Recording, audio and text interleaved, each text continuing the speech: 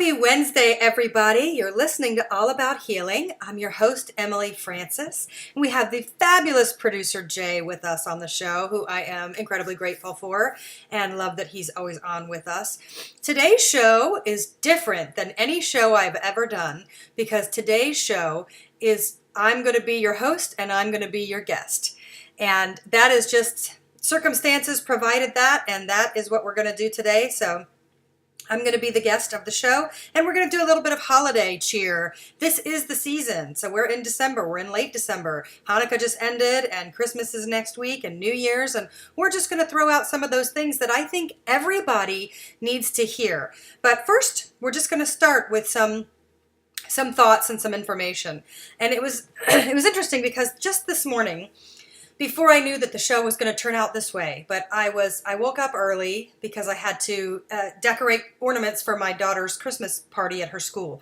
And I bought all this paint because I was in charge of the craft. I bought all this paint and I bought all these things and I set it up really pretty. And then I woke up and remembered that the teacher doesn't want you to bring paint to the class because it takes too long to dry and the kids can't go home with their things. And so I all of a sudden am like, in that freak out mode of, oh my gosh, I was so prepared and now I'm not, and I have to basically think of some other way.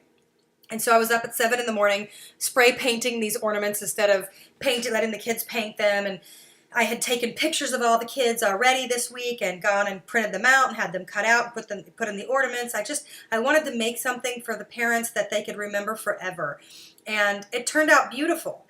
But as I was scurrying around and making myself really stressed out this morning, trying to get everything done and done on time and get both kids to their different schools and different counties on time, I had this thought, and it was that if I have learned anything in the world from writing books, the greatest lesson that I've ever learned from writing books is that in the end, it's supposed to look like it was easy.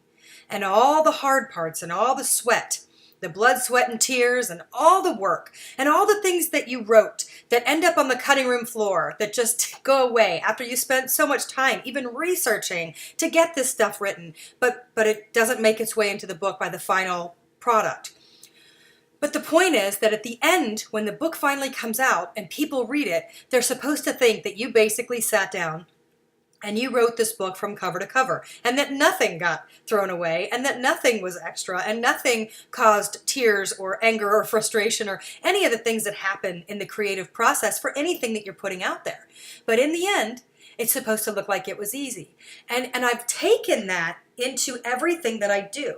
So, this morning I'm making myself nuts on the ornaments, but then I had to stop myself and give myself that little talk.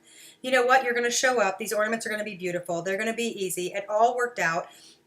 Your mother helped you. My mom had spray paint, and my mom had stickers that I think I bought for her. And my mom happens to teach at the preschool, so it was really nice. So she had stuff in her classroom for me. And everything just kind of lines up. If you stop freaking out all the time. There has to be a trust factor. And that's the same thing with writing books. And I do want to talk about book writing process because there's a lot of people that email me and ask about the book writing process. So I want to take time in this show to talk about that. But either process, any process, you have to step back and have a little faith that it's going to work out and that things line up for you. So another example was yesterday, there was a book I really wanted to bring to a meeting.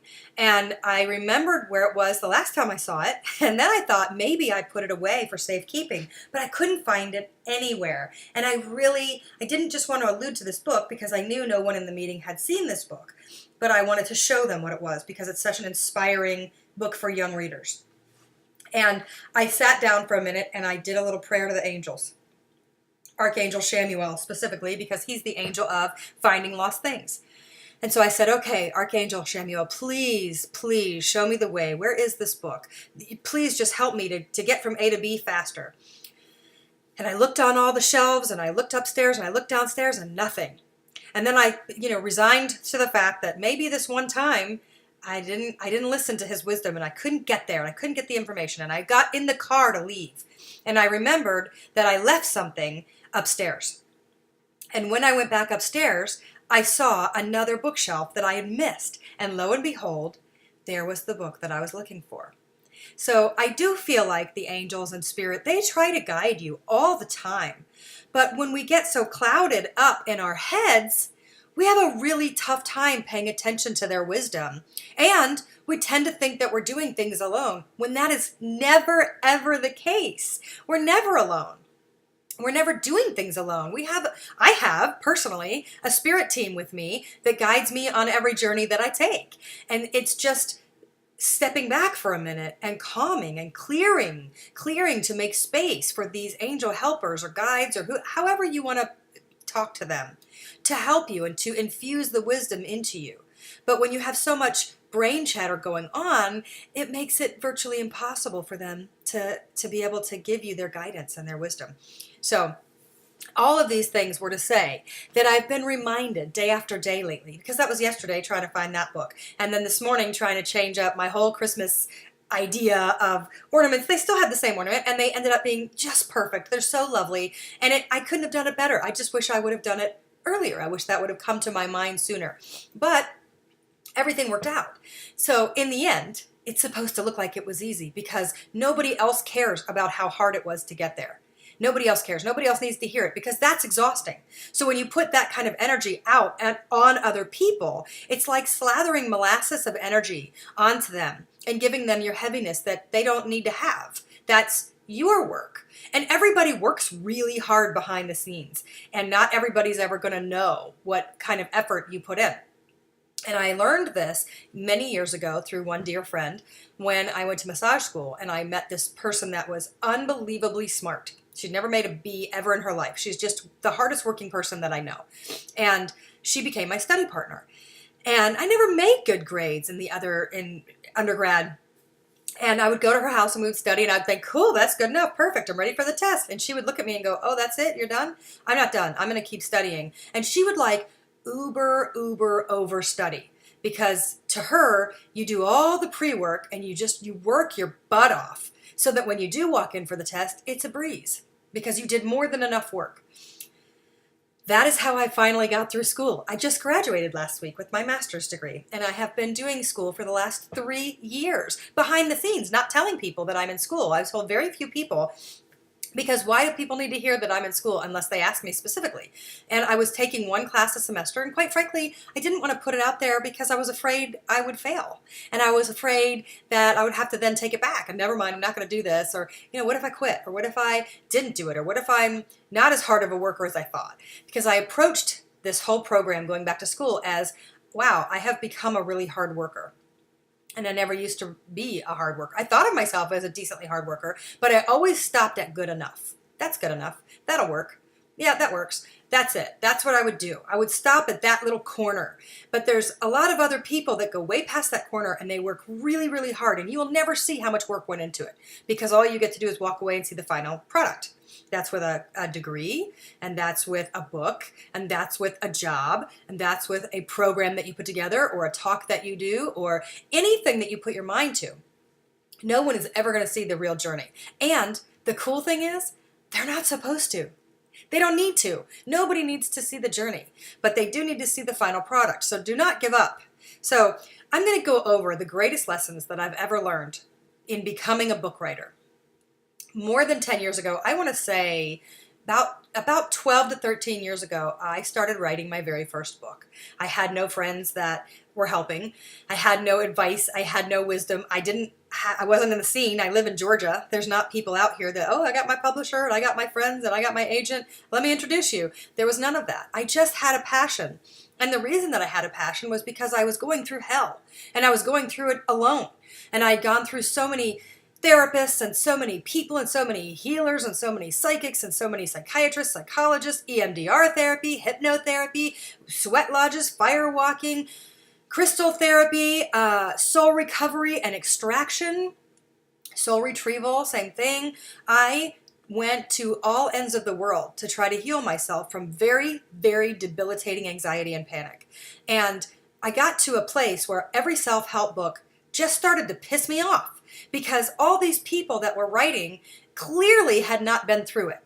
Just clearly. They were like doctors or therapists, and it was like, on the other side of this life is great. Well, how are you getting to the other side? And I felt so alone. And I moved up across the country, away from my family, away from my friends. I took this dream job I moved so far away and I was completely alone except for my sweet dog. And I spent every night just reading different self-help books and trying desperately to find anything to hold on to give me a better life than what I was constantly living in. I was constantly living in fear. I was just every day was a struggle to get through. I was never suicidal because my fear is I am terrified of death and dying. So I was never on the verge of going there because of that reason. So I was opposite, but I constantly was afraid that I'm living alone. I have this one little dog. What if I die and nobody finds me for weeks because nobody knows where I am and I live so far away and I don't have any friends here and I don't get cell phone reception or even telephone reception inside the apartment, so you have to stand out in the parking lot in negative 13-degree weather in the snow. It was pure hell. And I feel like I kind of lost my mind and I lost my way no matter what. Whether or not I lost my mind, I certainly lost my way. And so I started to write my own way up and out of my panic. And I knew somehow, some way, I was going to get this book published. But I had no idea how. And, that's one of the cool things that I've learned about writing. You don't have to have the end in sight. You have to have the end goal, but you don't have to have all of your information lined up. You don't have to have all your people that are going to help you. You don't have to have what company you're going to use, because I self-published that book. And that book took me 7 whole years to write. And in that time, while I was still working on that book, I decided to write a really simple stretch book. And the only reason that I decided to write it was because I had a client who called me up and he said, I have a pulled hamstring and I've heard about you. I'll give you one shot. I want to go back to being a runner. And I said, one shot? Okay, well, clear your schedule and give me at least an hour and a half.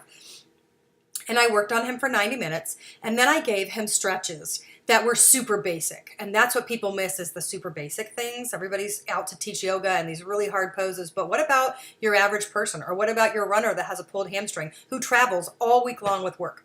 So what I did is I set up a little program from commercial break to end of commercial break while he's watching TV at night once he's done with work in the hotel. Super easy stretches. And he came back and he said, I just ran a race. I haven't ran anything in 13 weeks. I saw you and now I'm back. I ran a race. And he goes, the stretches you gave me were so easy that I actually did them. And I started laughing and I went, I should write a book. And he looked up from the table and I looked at him and we both went, you should write a book. And by the end of the day, I had the outline ready. And that same friend of mine that I went to massage school, I called her. And I said, hey, I want to write a book. I'm going to do a stretch book. And she said, cool, I'll get my friend to take pictures and we can go to the school nearby and we'll go to the track. And yeah, let's do it. She was so on board. She was the only person that I knew for a fact would not put me down or question or doubt, but take me at face value and go with me. And she did exactly that. She's one of the game changers in my life. Heather, I love you. She's been in all of my books. So if you ever see my books, my stretch therapy book or The Body Heals Itself, she is one of the models in that book because she has been there from the get. So I self-published Stretch Therapy many years ago. And then I followed it up and I self-published a book called Stretch Therapy for Assisted Stretching. How does somebody who's 4'11" like myself, how would I get up on the table and stretch a football player without hurting myself? And so I did that super basic stretching of someone else. So I self-published those, and that's how I got my feet wet. I was still working on that anxiety book, but I got my feet wet from doing the stretch therapy. And I never really cared how far it would get. I sold it at massage schools. I sold a couple thousand, whatever. And then I continued to self-publish a few other books along the way. And I went to the New York Book Expo. It's called the BEA. It's the mother of all mothers of book expos. I saved up for an entire year to get a table and to promote my books and try really hard to find a publisher that would pick it up, or an agent, or anything that would help me in my career of now writing, which was self-published books. And they were out there. I put them out there. And they were at massage schools. And already before I hit the BEA and before it got picked up by a big publisher, I walked into one of the massage schools and my book was on display in the front. Now my dream, my ultimate goal at that time was to walk into a bookstore and see someone reading my book. That was like the big goal. So I walked in and I see my book on the table. And this girl walks by and she goes, oh, have you read this book? It's awesome. And I looked up and I said, it's awesome. Have you read it? And she said, yeah. Oh, I love this book. I use it all the time. I keep it in my practice. This is a great book. And I looked at her and I turned the book over to show her my picture. And I got to say, this is my book. I wrote this book. And so already my greatest dream had been realized, and it was just so neat. So I went to the BEA, and I didn't bring the stretch books with me. I brought every other book that I had self-published, but the stretch books, because I just assumed that no one was interested in that book. Lo and behold, a publisher found me from that book expo, looked me up, and found those two books. And he called me. And I mean, it's such a fairy tale, right? It's so many years into writing. And he calls me and says, what do you think about me picking up Stretch Therapy and the Assisted Stretching, and we turn it into one giant, full-color, amazing stretch therapy book, and we get it out on the shelves everywhere. I mean, it was so surreal, but it was real. And so it took me a whole nother year to redo all the pictures, but still a lot of the same models, and put it together into something really big. And so it's a comprehensive guide to basic and assisted stretching. And it was the first time in my life that I got to walk into Barnes & Noble's and see my book on the shelf. It was amazing. It was so amazing.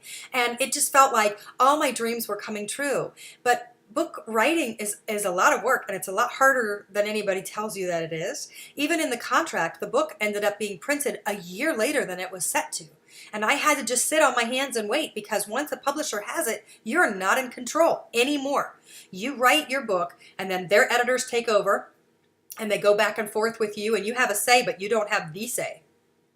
And then he sent me a cover that was so hideous. Thank God he was joking, but it was, I mean, it really put me like over the top to send me this wild, ridiculous cover. And I started going through all these photos. I love this one. I love this one. I love this one. And he ended up using one of the ones that I picked, and he let me help with the font and the coloring and the photo. And it was a really beautiful experience, but it was hard, really hard to sit and wait. So the next thing that book writing has taught me is patience. Patience, patience, patience, because it takes so long for the book to come out that's supposed to look like it was so easy. And that's a really wicked process. From there, I got another publisher, and that was because of a friend of mine who was already established with that publisher let me ride her coattails in with her and be her co-author. And we wrote a book together, and she saved me. She's the reason that I became a Llewellyn author. And we wrote the book Witchy Mama, and originally it was pitched as the Magical Mother's Guide. And it's about conscious conception, spiritually conception of a child, and raising a spiritually open, like-minded child into the world where we don't take away their innate wisdom that children come into this world with. Because if you meet any adult people that are on the spirit path, they're basically trying to unlearn everything that we pushed on them. They're trying to go back to the original things of what their original wisdom ever was. And what we tried to do in that book, we gave a lot of massage tips and yoga and spells and charms and, keeping the bad dreams away and little trinkets. And it's a beautiful book. It also has like lactation cookie recipes to help lift your milk supply.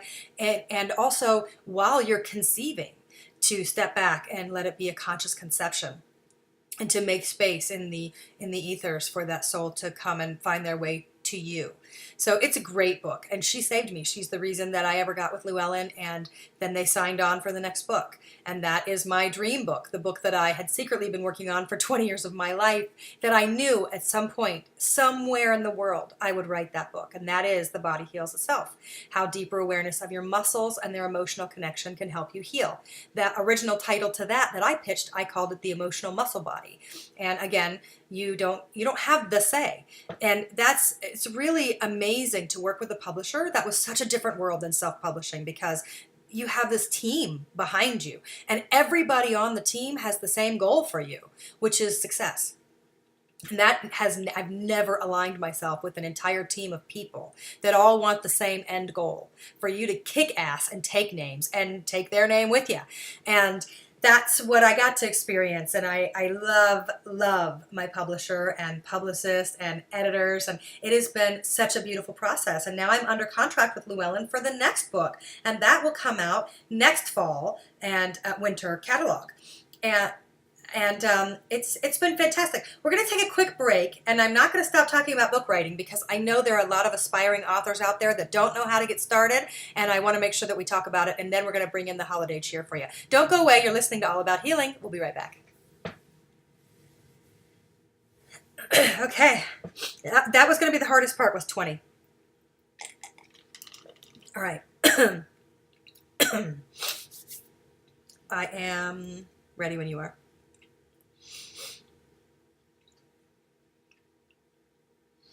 Welcome back, everyone. You're listening to All About Healing, and it's a holiday cheer show today. It's just me. It's Emily Francis. I'm your host, and I'm your guest. And I'm hoping that a lot of aspiring authors might be listening to the show and feel inspired, because when you get started, or at any goal, you don't have to be trying to write a book. Any goal, anything that you've ever wished to do, and you have no idea how to do it, or when to do it, or how, where, and all the logistics, just please take the step and start working on it.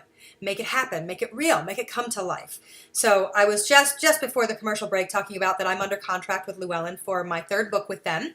And I've pitched the working title, but it's going to end up being something else. So I'm not even going to say what the title is at this point until it's decided and real. But the book is a follow-on to The Body Heals Itself, and it is about the multi-layers of healing and the way that we approach our healing. And again, the way that our body communicates to us. And I think that those lessons are somewhat basic, but also were missed. They're missed. And I think unless you're going down a healing path, like I had to really work hard to get myself out of the anxiety. And it took years. And I'm not saying that I'm anxiety free and that life is easy peasy. It's not. But I know how to manage it now. And I'm somewhat friends with it, if that's a decent thing to describe. I know how to live with it in a way that it doesn't take over. And I do put myself out there, and I do things that are scary. I'm on the show today by myself, and that even is something that is a little unnerving and would definitely rattle a lot of people. Things shifted. The guest that I had for today, her child took ill. It was an emergency. That's just life. Again, just what I was talking about. Nobody has to know that things were hard. They just have to get done. And it has to look like it was easy by the time that you're done. And that is one of the things. So the things that I've learned in book writing is patience. I've also learned that nobody needs to know how hard the struggle really is. They just need to see that it's done and beautiful and that it should look like it was easy. And another one is perseverance. Perseverance, because writing a book is no joke. You have to keep coming back to the same exact subject day after day after day for over a year, over 2 years, and then you got to sell it. So it takes about a year to write the book once you get a contract. So first you have to submit your book proposal, which is harder than writing the book itself. And so you submit your book's proposal, and it can take 6 months. It can even take a year. But if you don't hear the no, either follow up an email or know that no news is good news sometimes. So I had to wait a really long time for The Body Heals Itself to be accepted. It sat for a long time until the editor felt like it was the right time to pitch my book. And then I got a contract, and I was given 9 months to write the book. And then I was given a year of the editing process. See, nobody knows how hard all this stuff is, and I would have never known that had I not finally made my way into the big leagues. And so you write the book, and you turn in as close to perfect as you possibly can. And then you go through round 1 of edits, and they change up all sorts of stuff and remove a lot of things and leave a lot of notes, and you have a couple of months to do all the work that they've asked you to do, and then you turn it back in for round 2. And then you go through another full round of editing like they've never even seen the book, and we start over. Same exact process. Then you go for round 3. That's a different editing team. Now you have the super finite editors. They look for totally different things than what your original editor looks for.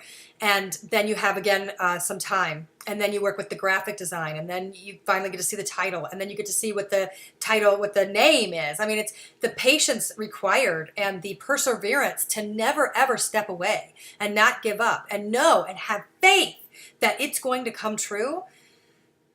Those are your keys. So believing that it's even possible is really hard to do, but it has to be the low rider underneath everything that you do. And then having a whole lot of patience. And I remember I had a book proposal that we thought was picked up. They it was a publisher that they basically said yes, started asking me all these questions, and then when they got to the final meeting to discuss the contract itself, they up and decided, oh, you know what, you're not a licensed therapist, so how can you write a book about anxiety? and I kept writing in the book. I'm not a therapist. I'm a person who suffered from it. I know this stuff because I've lived it, and I've lived in the trenches. And not a lot of people write from that area because not a lot of people want to be vulnerable enough to offer up that they've been through hell to get there. And a lot of people that have been through hell to get there generally just talk about getting there once they're there. They don't want to talk about how bad it was. But when you're really anxious or depressed, you want to know that you're not alone. And if somebody's writing something and they're giving you information and advice and encouragement, there's a part of you that wants to hear their story because you want to know, how bad was it for you? Because do you even compare to what I'm going through? Or did you just have a little bout of it and then boom, you're better? And oh, hey, everybody, you should heal. I did. It's easy. It is not easy. So first you have to have the material that you want to share in a book, and the passion and the drive to make it happen, or whatever project. I talk about books because that's my love and passion, and to walk into any bookstore and find your book on the shelf is the most rewarding and exhilarating thing in the world. And one of the things that I love the most is that my book is finally in the public libraries. The Body Heals Itself is picked up in 4 languages so far, and it's in public libraries. And there is nothing more valuable in the world than bringing your children in and finding their mother's book on the shelf. That is so inspiring, and it's so much more than me telling them they can do and be anything they want. I'm trying to do it too. You can do and be anything that you want if you have the tenacity, have the passion, have the drive, have the faith in yourself and in this process, and you have the patience. And things will line up if you keep showing up. But you have to show up.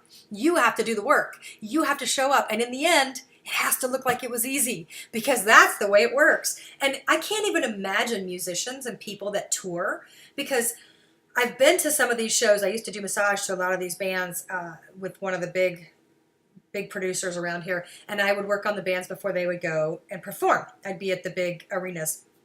And to watch the staff come in and set this stuff up is insane. And all the sound checks and all the work that goes into it for them to walk up on stage and make it look like it's easy. And you look at the lighting and the stage and the instruments, and you don't think about how hard it was to get there, and how hard it was to set up, and how hard it was to get these lights, and all these different machines and all these different people that are back behind the scenes that make these 5 people or however many people are on the stage make it look like it was really, really easy. And that's the goal. If you make it look easy, you did it right. And nobody needs to know that it sucked, that the process itself sucked, because no process is like fantastic. A lot of people, I try to keep a positive, upbeat presence in my life, not because I'm fake, but because I'm private. And I don't need to tell everybody how hard every step was or whatever's going on in my life. And also because I live a life of tremendous gratitude, because it's the only way I can get through. That's how I saved myself from anxiety above all things, was being incredibly grateful to simply be awake and alive, to be able to fight those inner demons and get someplace else and do something else. I did this all. My life is so different than it was. I was living on a pull-out couch at my mother's house and trying to write books and doing massage. I was literally counting heads of what bills I could pay by who I work on. Life was not easy. It was not simple, but it was worth it, right? And that's how we keep going. We're going to take another commercial break, but don't go away. We're not done with this. Let's bring in some holiday cheer next time. Next up, you're listening to All About Healing. Don't go away. All right. Okay, holidays.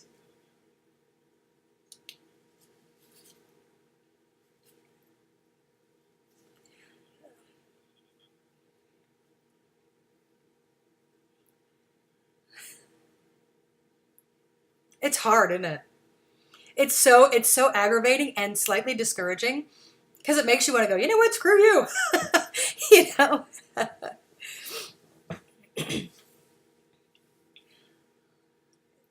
It's grueling.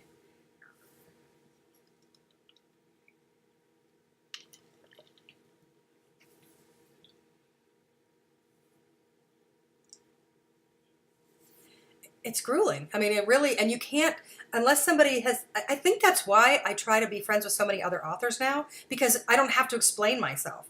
Whereas a lot of other people, I go hiding. I'm writing. I'm doing my thing. It's very hard for me to go out and be social when I'm in this place of writing, because all I want to do is be home and write. And other people that are doing the same thing, they get it. Even if you back out at the last minute, I just got inspired. There's no way I'm leaving this house. Okay, I get it. Whereas other people are like, what? you're not coming, you know? So yeah, I can so appreciate that. All right, we have two more, right? Two more eights. Okay. All right. Welcome back, everyone. You are listening to All About Healing, and it's all about Emily today. So I'm just telling you things because if you feel slightly inspired, especially as we come across to the new year, that is the time that everybody likes to make their new goals and intentions, and it's a great time to do it. I personally do it on my birthday, more so than I do on New Year's, but everybody should have a special time in their life where they take stock in their life and they reevaluate their goals. Because is everything that you're working for even what you want anymore? And if it is, great, keep going. But if it isn't, let's take a look at what you really want in your life, because you don't get another chance at this life, just this one. Every goal that you have, it means something. Everything that you do, this is the thing that I think a lot of people miss, is that everything matters. Everything that you do, everybody that you talk to, every place that you go, it matters. There's a timing, divine timing, perfect timing, selective timing, whatever. Timing matters everywhere that you are, everything that you do, every person that you're kind to, every person that you're a jerk to, that matters.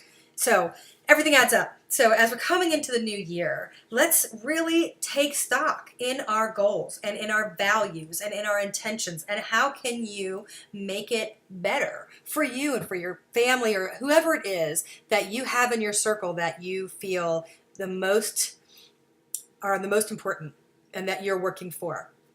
Because nobody does anything just for themselves, right? I mean, there's always somebody that you want to make happy or proud, parents, anything, anybody. So as we come into these holidays, the holiday season can be really, really hard on people. This is a time that a lot of people leave the planet as the year turns. And I think you're starting to notice that. Anybody can notice that. A lot of people die towards the end of the year and coming into the new year. There's just a lot of that. From like Thanksgiving to like February, there's a huge amount of people that shift sometimes to the other side. I've noticed this. I've been watching this for years, and it just seems like the end of the year is when a lot of people lose people they love, and it makes the holidays really hard to celebrate.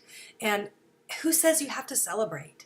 Who says that you have to do what other people are doing? Just make it something that's yours. And to me, I switched my intentions completely, and New Year's became less of getting drunk and finding somebody to kiss, because I used to always have this thought, and I still have it, that however you ring in the new year is setting up the intention for your year to come. So whoever you're with, whatever you're doing, however you're bringing in that new year, it does lay the foundation. So the years that I spent alone and lonely and anxious and afraid, and I didn't leave the house, were years that I spent anxious, alone, and afraid and didn't leave the house. Then I started to make myself party, and then I thought, you have to kiss somebody at midnight, because then you'll be dating this year, and then you'll be social this year. And that happened too. And then I changed up my New Year's, and I started going to these Native American sweat lodges. And they would do a sweat lodge until just before midnight. And then you would walk across the fire. You would walk on hot coals in the turn of the new year. And what you would do is you would stand in front of the fire. These embers are burning, and you're literally looking at fire, not huge flames, but the coals have been burning all day and they're on fire. And you stand in front of this walk, it's about 10 to 20 steps long. And the deal is that you set your intention, but not only do you set your intention, you throw all of your fear into the fire. And you have to go across straight through the middle, through your fear, to the other side. And you don't know how good it feels until you make it to the other side. But the promise that you have to make is that you never turn around and you never step off. So the second that you make that commitment to yourself and to that peace elder at the other side of that, the second that you make the commitment to all the people that are sharing the space with you, that you're going to cross this threshold and face your fears and go over, once you put your foot on that fire, you got to go. And you got to go all the way through. No turning back, no stepping off to the side, nothing.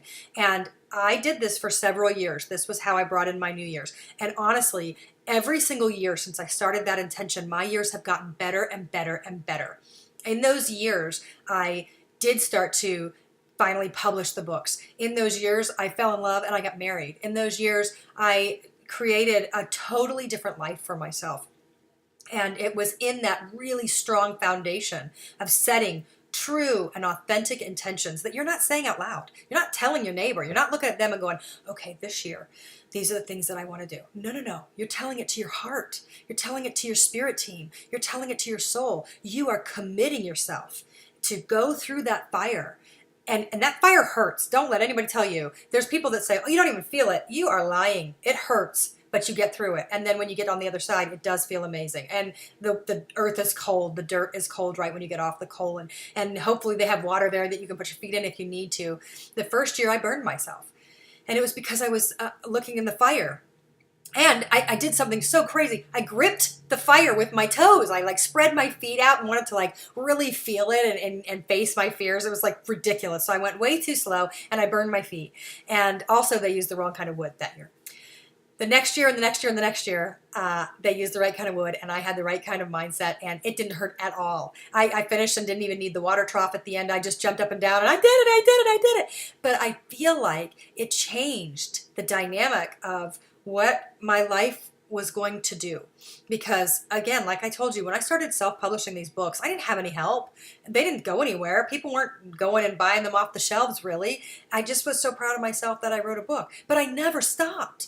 All these years later, now I have one of my dream publishers. Llewellyn is my dream. When I met the author that I wrote Witchy Mama with, Melanie, when I met her, she also was trying to get published with Llewellyn, and I looked at her and I said, oh my God, I would kill for Llewellyn. That is amazing.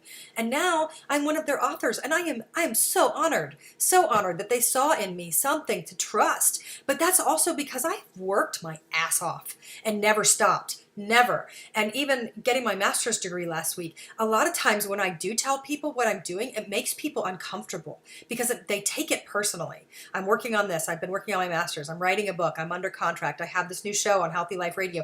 There's amazing things going on. Oh, by the way, I also have 2 young children. So I only work when they're at school, and the second they come home, my world and my life is around my children. And then when my husband gets home, he's included in that. My world, my life is involved with my family. I don't answer the phone. I don't talk to friends. Not because anybody's asked me not to, but because that is my special time. But I know how to compartmentalize and be fully present to each and every block of my day. So when my children are at school, that's when I do my work. When my children come home, they are my love and my life and my passion, and they are my focus. And then when my husband comes home, same thing. He's my love and my life and my passion and my focus. And then trying to get us to sleep. It's being present to every part of your day will change your day. It's when you overload yourself and your thoughts and go, okay, I've got to do this, then this, then this, then this. You are like walking around in a haze because that is a lot to take in. And you have to keep looking at your phone or however you keep a calendar, and you have to know what's going on. That's a lot. You don't need to stress yourself out so much. So as we enter into the holidays and into the new year, more so into the new year, I really want to focus on the new year and the new you. And it's not that you need to be totally different. And please stop making it about your body and your, what you look like and your weight or any of that. Yes, I want to get healthy too. I would love to look better, all that stuff. But I just want to be my best self, and I want to live my best life. And I want to open up enough space that opportunities can come and find me. But also, people aren't going to come knocking on your door if they don't know where you live, right? You have to put it out there. People have to know that you live out here, that you live wherever you are, or that you are doing what you're doing. If you're a painter, maybe try to have a show. If you love to take pictures, put them out there. If you want to be a professional photographer, but you have no idea how to get started, start in your house. Start with your people. Put them out there. Social media is the way of the world these days, and it can take a person who's never had their name out anywhere, but has an incredible talent, and it can just skyrocket. The sky is the limit. The sky is the limit, and that is the coolest thing in the whole world. You guys, we're going to take one more break. We're coming right back. You've been listening to All About Healing. I'm Emily Francis, and we'll be right back. All right, one last 8, right? Look at that. We've done it. This is like a little bit of a growing pain doing this whole thing by myself, but it's not bad. I wouldn't want to do it every week. I hope that anybody that listens feels something, because I know when I was out there alone writing, God, it's really lonely. Okay. All right, let's do it.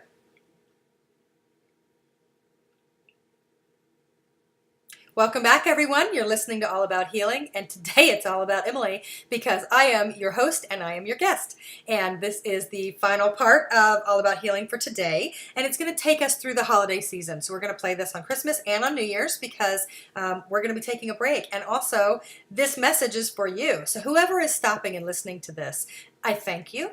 I honor you, and I wish you nothing but love and health and happiness and your passion to come to life in the new year because you deserve it. Every single person deserves what they're willing to let themselves have. That's really all that it is. You deserve everything in the world, but how much are you willing to allow yourself to have? And when it comes to healing, that's the same thing.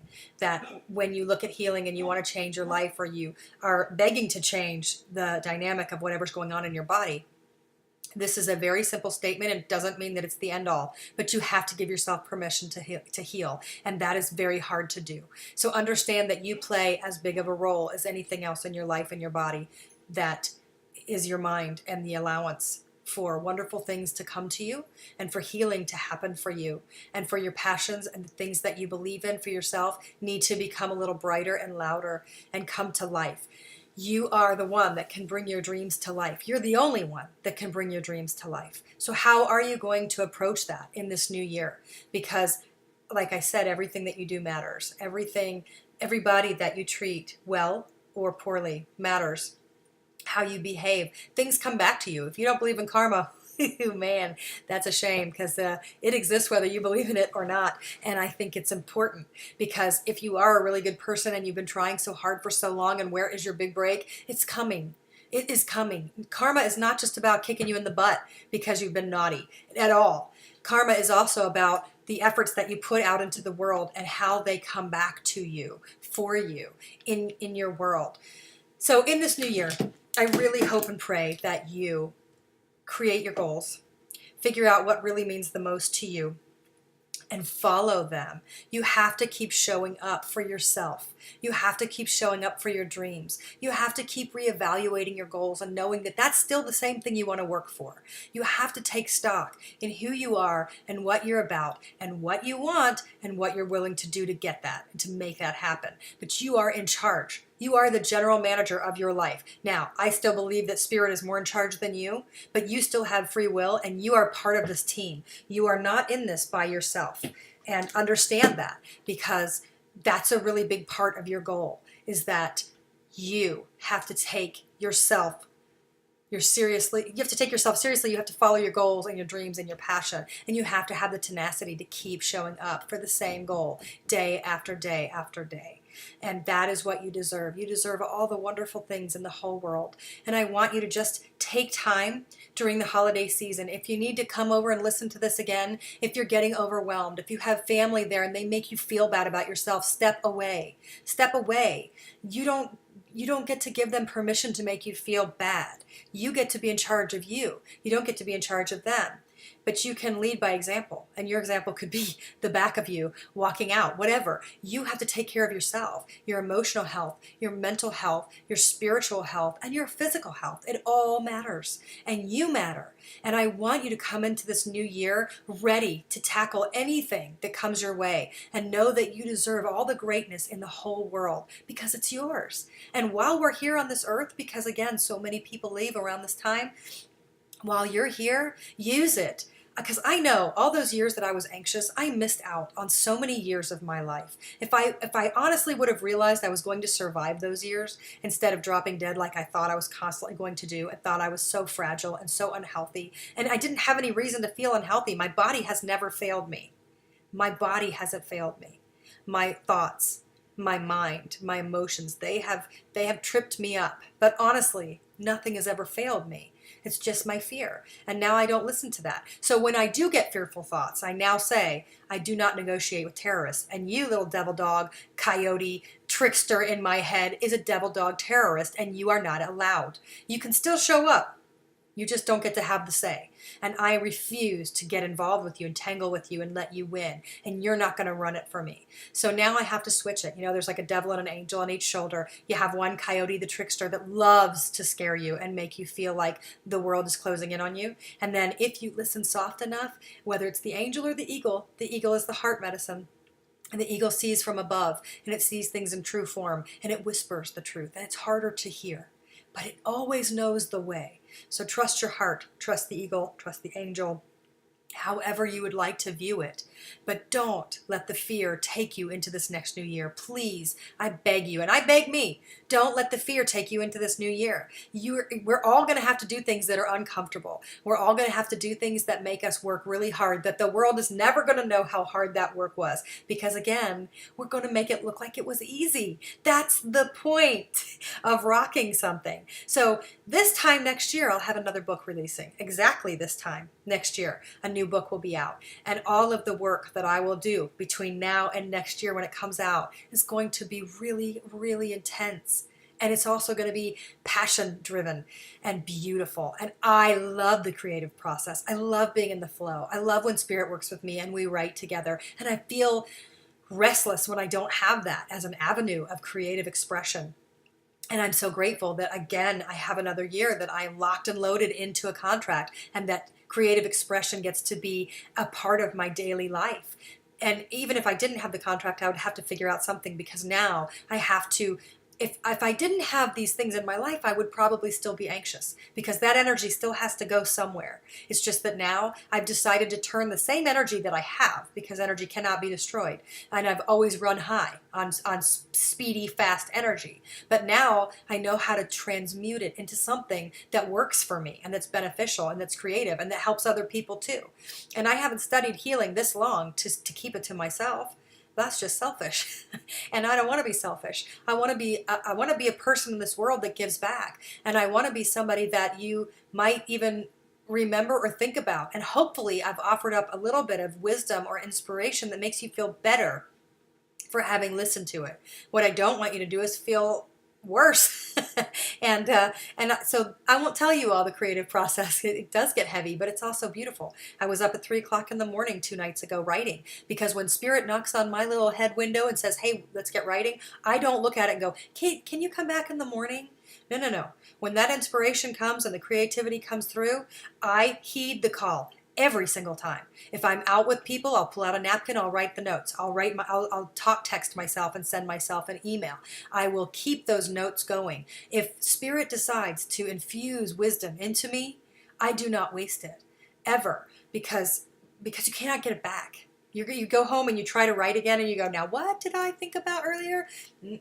So I write myself notes, I text, I send myself verbal emails, I write little notes everywhere, and then I come home and I make it all work. And I really hope in this new year that you make it work for you, because you deserve it. You guys have a wonderful holiday season. And I know Hanukkah just ended, but happy belated Hanukkah and Merry Christmas and all the different holidays. I wish you the best. And in this new year, I send you so much love and radiant health and blessings and everything wonderful. You've been listening to All About Healing, and this was a very special episode today. We'll start back again January 2nd. I love you all. Thank you so much. We'll see you on Wednesday. Bye-bye.